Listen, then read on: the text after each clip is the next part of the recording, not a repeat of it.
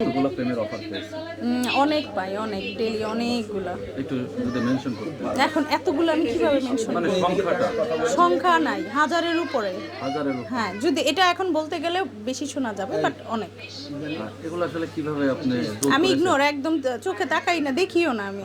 তাহলে কিভাবে বুঝলেন 1000-এর উপরে? এখন এত মেসেজ আসে, তারপর আমার জন্য শপের সামনে যে দাঁড়িয়ে থাকে, তারপর আমি যখন স্কুল কলেজ এগুলো করে আসি, পড়ে আসি, তখন তো আমি ওখানে দেখেছি।